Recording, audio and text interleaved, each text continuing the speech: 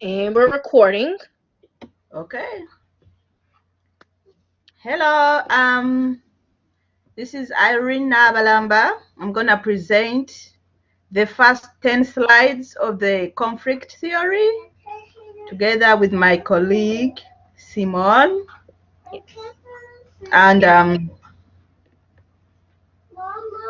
the conflict theory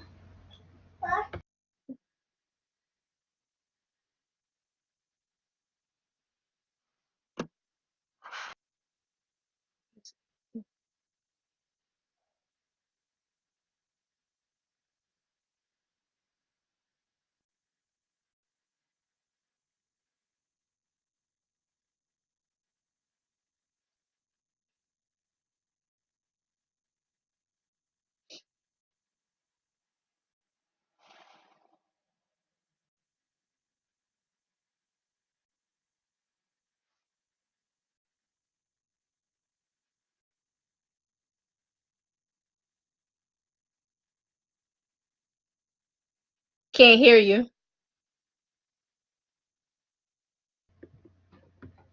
So you can hear me now? Yep. So this is the introduction of the conflict theory. We have a, a link, a video, a YouTube video that we will include in the presentation and on Blackboard that explains more about the conflict theory. Uh, the description of the theory. This is a micro level approach. The theory is suggested by Karl Marx, and he said that the state is in a state of perpetual conflict because of competition for limited resources. It continues to say that people with wealth and power try to hold on it by all means possible, and they do that by keeping the power of the lower masses suppressed. The conflict perspective emphasizes that the conflict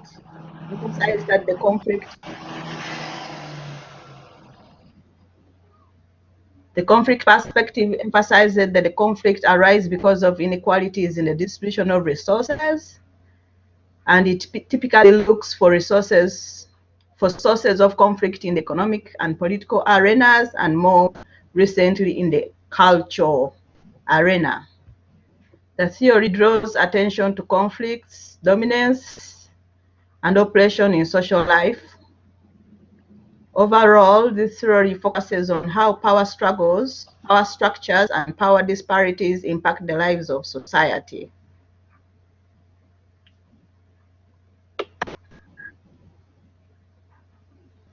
When you look at this theory, the main tenets regarding the way in which individuals function and change include: the theory is based on two groups, the working class and the poor class.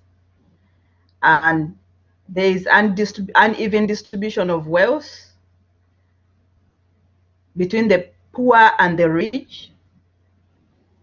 And it is predicted that the poor would be forced to accept those conditions.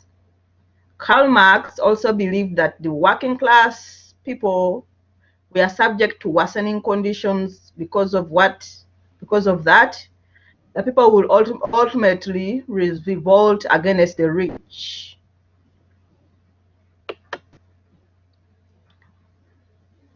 The main ideas or the main tenets are contained.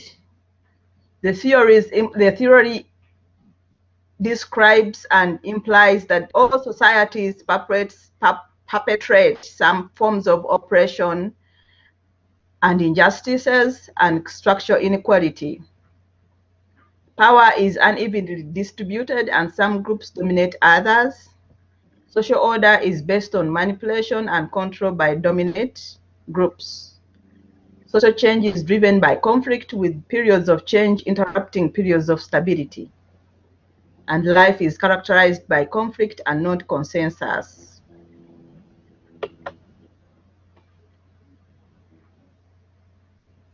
Key constructs, major theoretical assumptions, and values inherent in the theory include the following: The scholars Karl Marx and his collaborators Friedrich and Engels, as well as Max Weber, focused on economic structures, suggesting that the capitalist economic system is divided into capitalists and workers. Capitalists decide what to do and how to do it, and they own the products produced by the workers as well as the means of production. Capitalists pay workers as little as they can get away with, and not the workers. The workers do not reap the benefits of exploiting natural resources. According to Marx, this system produces false consciousness. Neither the capitalists nor the workers are aware that the system is based on exploitation. Workers think they are getting a fair day's pay, and capitalists think the workers are fairly rewarded. Marx proposed, however, that workers are capable of recognizing their exploitation and achieving class consciousness, that capitalists are incapable of recognizing the exploitation in the system. So the theory indicates that the workers will at some point recognize that they are being exploited, and they will find a way of addressing this exploitation. But the capitalists that are controlling resources will not know, they will not understand that there is some kind of exploitation going on. When we continue looking at the key ideas, key words, key constructs, the theory indicates that power relationships are a major focus of the conflict perspective. Some theories in the conflict traditions limit the focus to large-scale structures of power relationships. But other theories also look at the reactions and adoptions of individual members of non-dominant groups. The theories note that operation of non-dominant leads to the alienation or sense of indifference or hostility. I was supposed to be there. But Major theoretical assumptions include interactions. Human interactions result in conflict. Another major assumption is change. Conflicts and change are normal and inevitable in society. Another major assumption is competition. Competition over scarce resources like money, leisure, sexual partners is part of all social groups. Competition rather than consensus is characteristic of human relationships. If everyone had the resources they needed, conflict would not exist. Another assumption is about structural inequality. Inequalities in power and rewards are built into all social structures. Resources are scarce and groups will always compete over these resources. Another assumption is the degree of inequality. Inequalities exist in varying degrees, with people having different amount of resources. Resources and hierarchies exist. Another assumption is the revolution. Macro changes occur as a result of conflict between competing interests rather than through adoption. It is often abrupt and revolutionary rather than evolutionary. So we continue to look at the assumptions. Simply put, the rich would stay rich and the poor would remain poor. There are limited resources for everybody in the society, and the rich do nothing to help the poor, and the social structures in the main cause of many social problems. Social structure is the main source of many social problems. We continue to look at the terms that are put forward in the conflict theory, and they include class conflict. This is the struggle between groups occupying different socio-economic positions in the same society. These groups compete for control of economic, political, and social resources. Class conflict can manifest as physical violence, propaganda, like spread of ideologies such as homelessness, that homeless people are lazy. Economic threats, And the economic threats include middle class boycotting big business or legal battles like class action lawsuits by consumers against large corporations. Another term used in the theory is the ideology, the collection of beliefs that justify a social arrangement. And then we have social class, an aspect of social location that is determined by either your relationship to the means of production or your power, prestige, and wealth. We have another term that is deviance. This is going against prevailing social norms. And then we have the I find a problem pronouncing this word, is proletariat. In Marx's view, Marx's economic theory, the proletariat are the working class or who did not own the resources, land, or tools they used to produce goods for the bourgeoisie. The bourgeoisie in Marx's economic conflict theory, the bourgeoisie are the capitalist class who own the resources, land, and tools. They exploit the proletariat by paying them less than their work is worth. Capitalism, an economic system which with private ownership of means of production and the creation of goods and services for profit. So I'm handing over to my colleague to discuss the remaining slides. So I'm Seymour Simmons, and I'm going to finish out the continuation of the slides. And here we start off with the historical socio-political events that were occurring when the theory was developed. Here we said the rise of capitalism was happening during this time. It shaped the theory and contributed to its inherent value base by showing how resources are given within a society. In other words, it was shown who the priority was. This theory also shows how people will only look out for themselves and only involve themselves where they are benefited. It is also shown that the more money and power you have, the more access you have to those limited resources. The working class or the poor also must work harder for less money. The rich can tend to exploit the working class's laborers. Wages are decreased, but the labor was also increased. There was a widening gap between the rich and the poor as a result of social inequality in the distribution of resources. The above shaped the theory to highlight the conflicts that were rising between the rich and the poor. Now we have the application of theory. On this slide, we want to find out how the theory has been used in contemporary social work literature. Family researchers have used conflict theory, specifically the concept of power, to study family violence. It informs policy and may guide macro-level practice. It is useful in formulating assessments involving oppression and client vulnerability.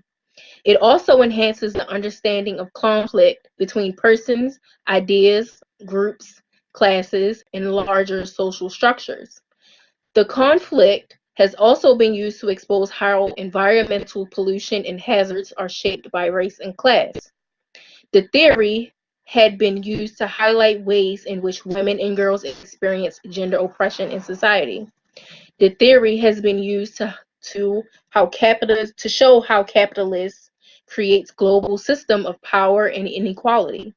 The theory also has been used to expose the causes and consequences of the gender pay gap between men and women. The influence of this theory in social work practice. In the last 2 decades, with renewed commitment to social justice in its professional code of ethics and in its curriculum guidelines, social work had drawn more heavily on the conflict perspective to understand the dynamics of privilege or unearned advantage, as well as discrimination and oppression.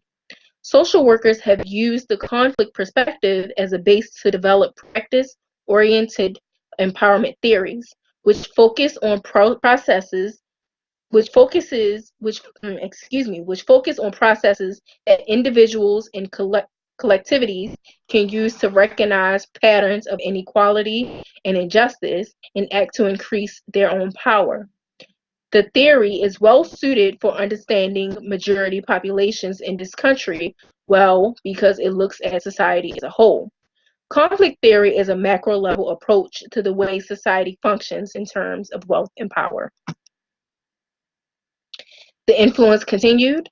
Social workers have been influenced by feminist theories, which focus on male dominance of major social institutions and present a vision of a just world based on gender equity. The conflict theory has been used to explain a wide range of social phenomena, including wars and revolutions, wealth and poverty, discrimination, and domestic violence.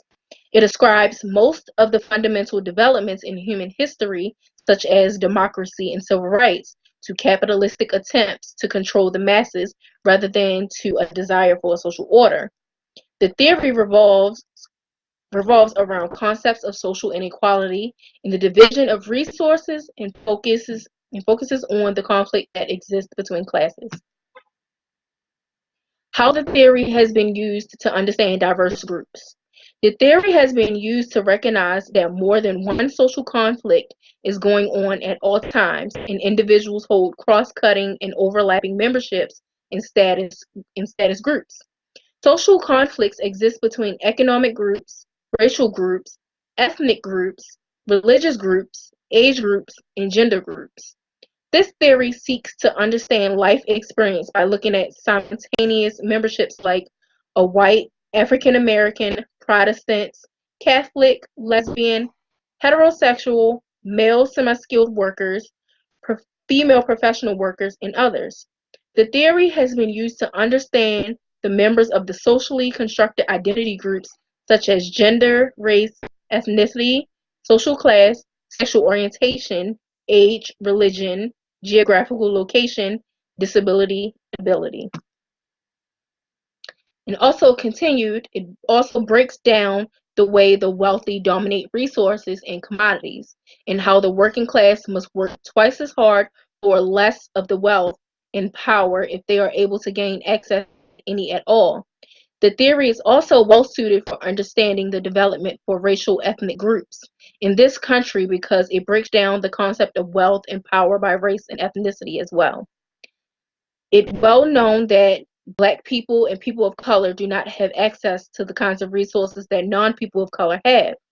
Even when a non-person of color does not have much wealth, they still have access to power because of the color of their skin. The compatibility of the theory with social work values, ethics, and goals. The conflict perspective is essential for social workers to develop competency 3, advance human rights and social, economic, and environmental justice as required by the Council on Social Work Education.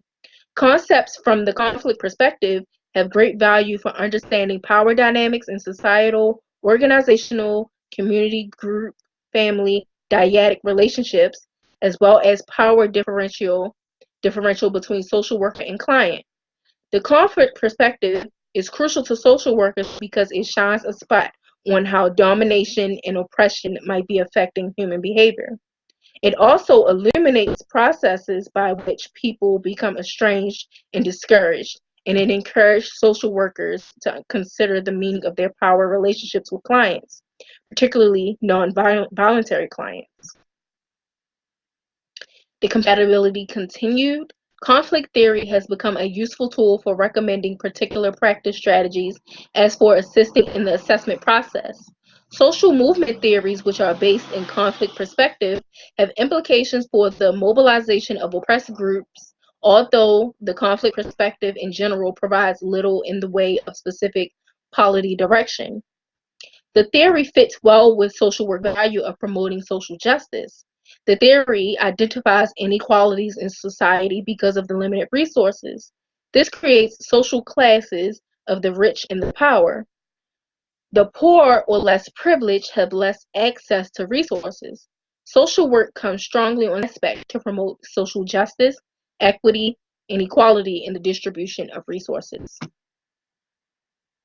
So the summary of the utility of the theory, given the strength and weaknesses identified above, The theory is useful when it comes to talking about the power and wealth distribution in society among different groups of people within the society. If someone wanted to investigate power dynamics and the results and outcomes of it, can use this theory and find out how the people with the most power and wealth and power have dominance over those that do not have wealth and power. You can see how marginalized groups are affected. And that concludes our presentation on conflict theory. Do you want to try to show them the video so they can have a simpler breakdown? Yeah. So we're going to go back to the video that we have. I feel like it will provide a simpler explanation so that everything that we just said can make some sense. So let's see if we can get it. Let's see if we can get to it. If we can search.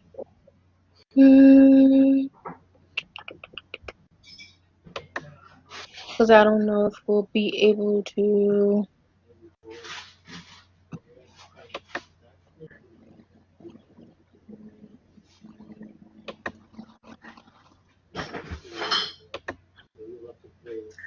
Conflict theory is a way of studying society that focuses. Uh-oh. Did you? Oh, let me see. I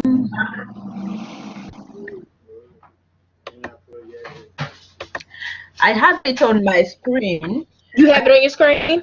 Yeah, I don't know if I can share my screen, but when I press my cursor on share now, it won't let me. It won't let you? No. Oh no. Oh, because I feel like it was a good video. Yep. Oh, well. Let me see. Can really wish. When I said I wanted to share it, but it's not working. Okay. Well, and I guess that concludes everything. Mm-hmm. Don't you think so? Yes, I think so. Okay. Well, thank you for your time, and this concludes our presentation. Thank you. So, stop recording, right? Yep.